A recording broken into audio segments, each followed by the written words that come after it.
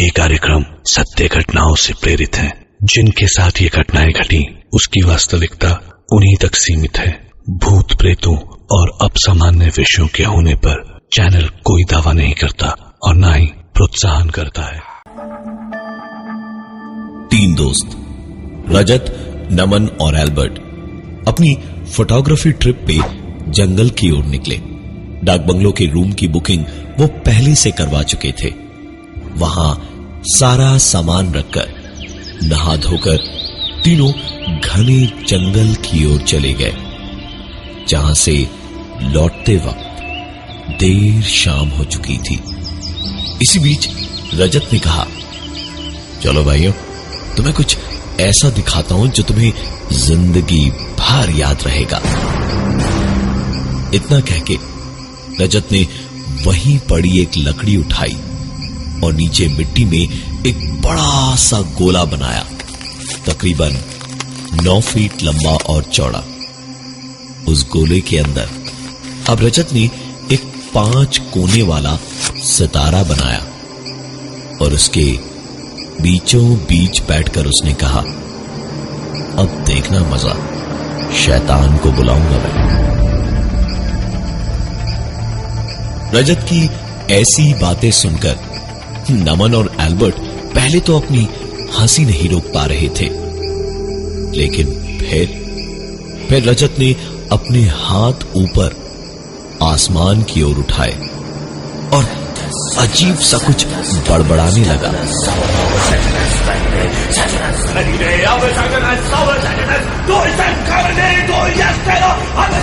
रजत देखते ही देखते थोड़ी देर में पागल सा होने लगा।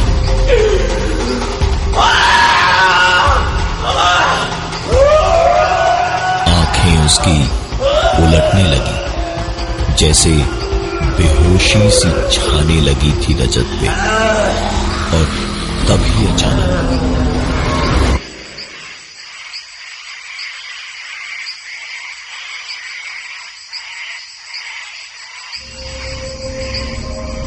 रजत जैसे बैठे बैठे घुटनों के बल ही सो गया था। सर और कंधे उसके झुक गए थे। उसकी आवाज भी बदल गई थी और हल्की दबी हुई आवाज में रजत इस वक्त किसी गुस्सैल जानवर की तरह गुर्रा रहा था।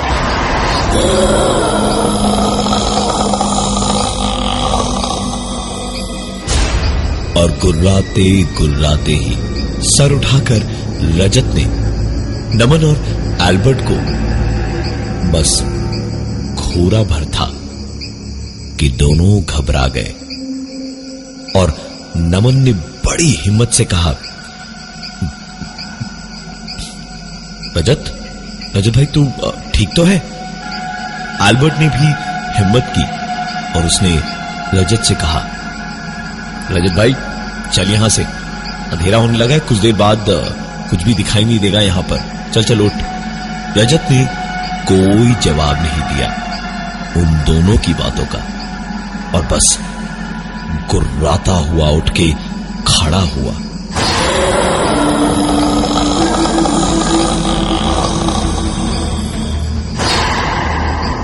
और दोनों की ओर एक एक करके देखा और गुर्राता रहा।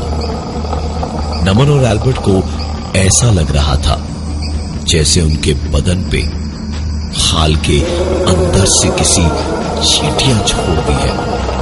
घबराहट इतनी थी कि अभी इसी तरह 2 मिनट और खड़े रहना पड़ा तो वहीं बेहोश हो जाते शायद। रजत उन दोनों को घूरते घूरते ही 2 कदम आगे बढ़ा और फिर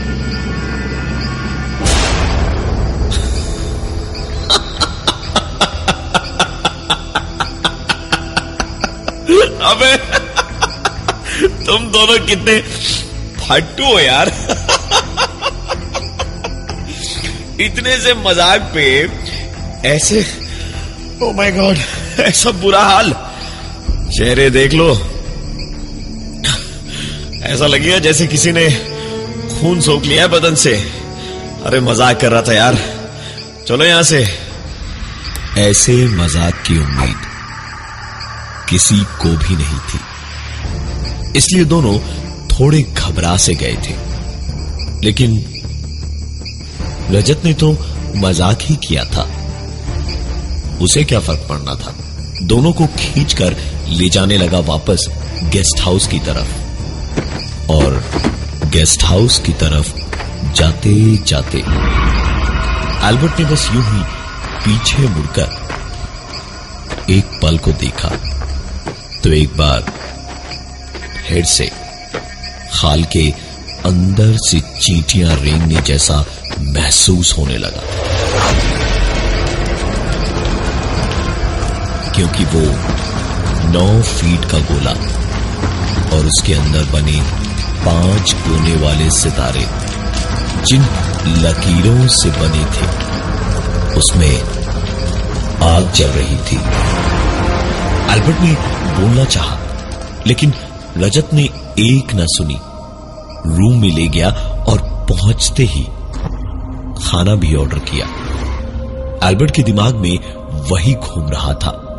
वो सीधा कमरे की खिड़की पर पहुंचा और पर्दा हटाकर बाहर झांकने लगा। तो जो दिखा वो देख के उसे समझ नहीं आया कि खुश हो या डरे, क्योंकि सामने थोड़ी दूरी पर वो गोला और वो सितारा दोनों दिख रहे थे, पर उसमें आग नहीं थी इस वक्त।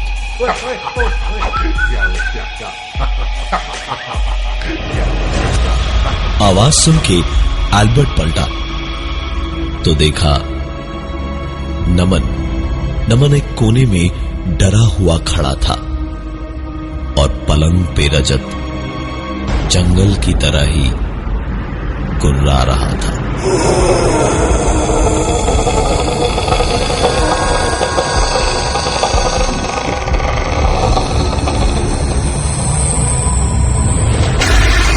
रजत एक बार फिर वैसे ही जंगल की तरह आंखें उल्टी किए हुए गुर्रा रहा था।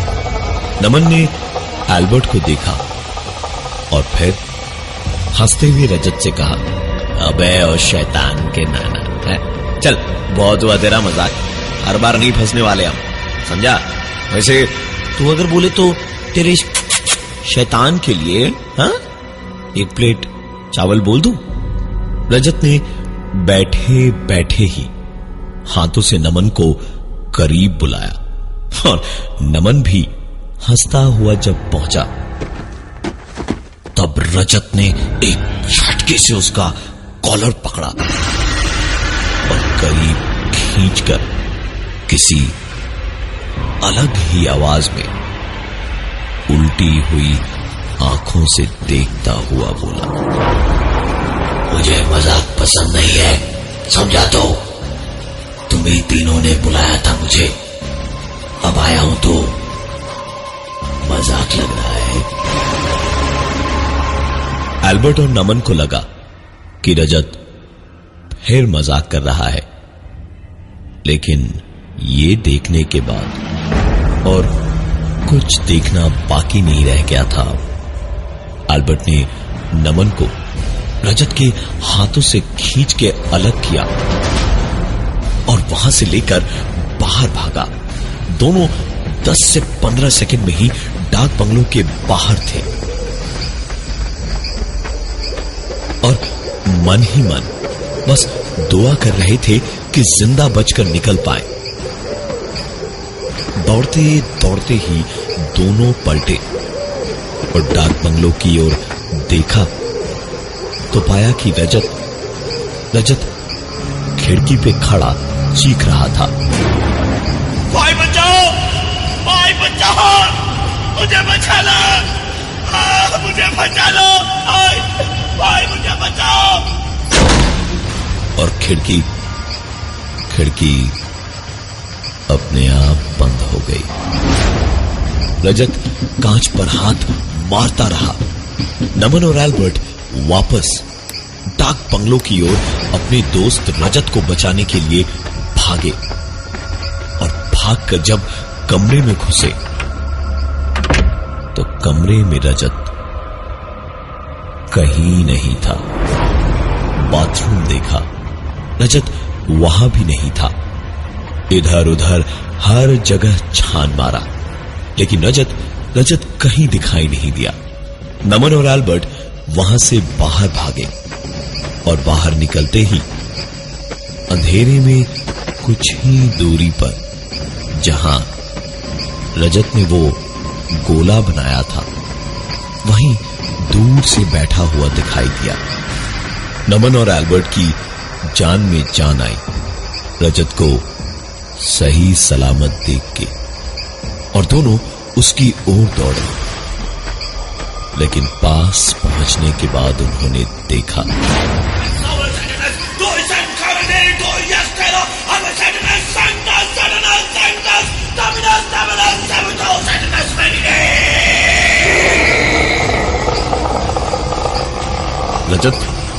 रजत उठ, रजत चल भाग यहां से, रजत भाग यहां से।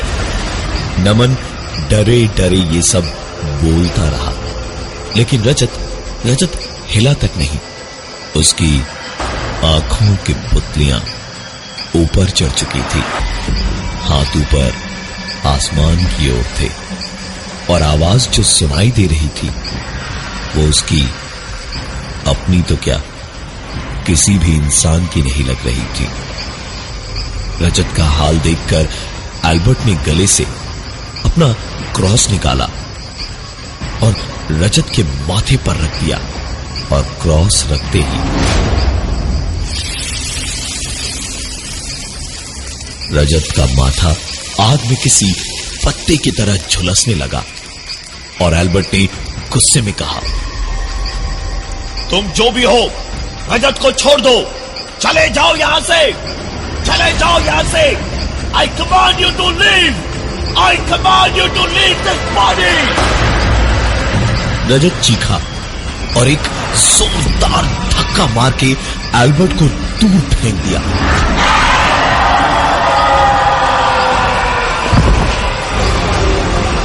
नमन और एल्बर्ट फटी आंखों से रजत को देखे जा रहे थे। वो क्रॉस अभी भी रजत के माथे से चिपका हुआ था। रजत ने नमन और एल्बर्ट को देखा और हंसते हुए कहा,